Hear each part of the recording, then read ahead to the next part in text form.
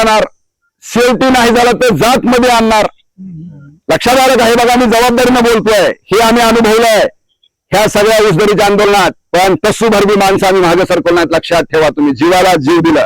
त्या कौडगावच्या फाट्यावर ट्रॅक्टर अंगावर घातलं, ह्या माणसाने तेवढ्या रात्री समोर येऊन ते सगळं बाजूला करून हे केलं. ट्रॅक्टर घालणारे कोण होते? भावकीतलेच. अडविणारे कोण होते? श्रीराम बडे सारखे ना आमच्यासारखे अजय बुरांडे सारखे माणसं. मारणारे कोण होते? भावकीतले.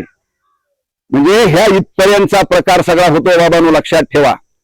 आणि म्हणून आमचं विनंती आहे की 8 तारखेला हे यश अपयश कुणाच्या हातामध्ये आहे? आपल्या लढ्याचं आपल्या सगळ्यांच्या हातामध्ये आहे. आपल्या सगळ्यांच्या हातामध्ये आहे. हा, ते आधी टाकतील बघा, तुम्हाला सांगतो मी, 100% टाकतील ते. हा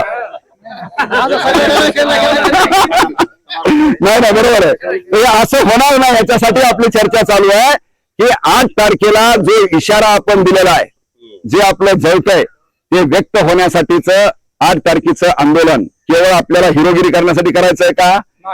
पेपरला बातमी येण्यासाठी करायचंय का? कुणाची बदनामी करून आपल्या पोटाची आग बुझणार आहे का? तू तिकडे लखलाप काय असतील ते आस.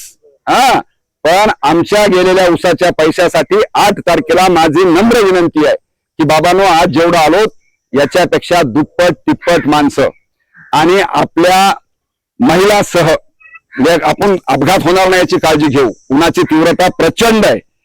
आपले माणसं पण वाचले पाहिजेत. लढताना पहिली सेनापतीची जबाबदारी असते की सैन्याला इजा नाही झाली पाहिजे. कॅप्टन म्हणून, सेनापती म्हणून पहिली जबाबदारी असते की आपल्या बरोबरच्या सैन्याला त्रास नाही झाला पाहिजे. तो खरा सेनापती असतो. आपल्या सैन्याची कमी हानी होऊन विजय कसा आपल्याला मिळवता येईल, आपल्या पदरात कसा टाकता येईल, हे छत्रपती शिवाजी महाराजांनी आपल्याला शिकवलंय का नाही शिकवलं? आणि म्हणून याच पद्धतीने लढायचं. आपण लक्षात ठेवा, एकदम आपल्याला हे होऊन नाही जायचं, टप्प्याटप्प्यानं जाऊ, परंतु विजय आपला हातात घेऊ आपण. या पद्धतीनं उद्याच्या 8 तारखेला माझी नम्र विनंती आहे, पुन्हा पुन्हा मी विनंती करतोय तुम्हाला, कारण ठेव नाहीये इथं, बरोबर आहे की नाही? किंवा इथं काही आदेश नाहीये.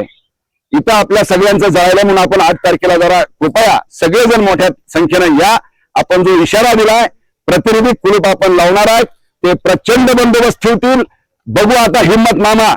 मामा आता हिम्मत बघू आपण, कुणामध्ये हिम्मत आहे, त्यांच्यामध्ये हिम्मत आहे का आपल्यामध्ये हिम्मत आहे, हे बघण्याची वेळ केव्हा आता?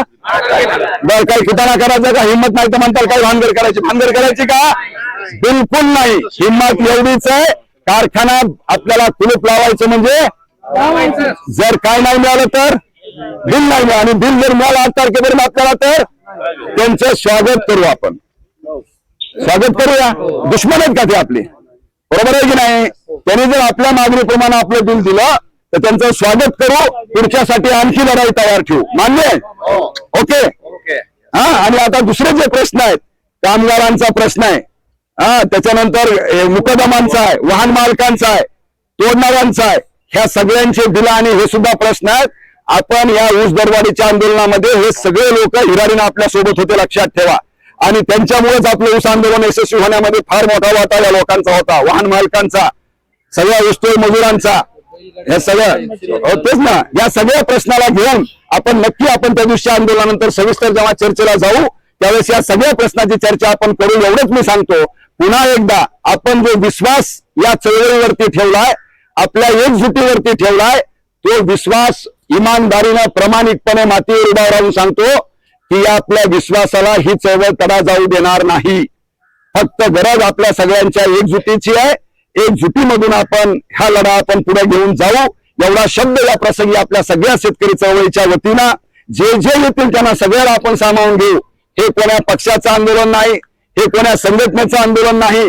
येतील त्या सगळ्या लोकांना सहभागी करून घेऊ आणि हे आंदोलन आपण पुढे घेऊन जाऊ. जे कुणी येतील ते आपल्या आंदोलनाचा भाग बनतील. आपलं कुणाची अडचण नाहीये. जे आमच्या ऊसाचं बिल द्या म्हणणारे आहेत, जे कामगारांचं थकीत बिल द्या म्हणणारे आहेत, जे लोक गाडीवान कामगारांचं बिल द्या म्हणणार आहेत, त्या सगळ्यांना आपण वकील साहेब सोबत घेऊ, आम्हा सगळ्यांना सोबत घेऊ आणि हे आंदोलन आपण पुढे घेऊन जाऊ. एवढंच बोलतो आणि या ठिकाणी थांबतो. आपण विश्वास दाखवला त्याबद्दल पुन्हा एकदा आभार व्यक्त करतो आणि थांबतो. धन्यवाद.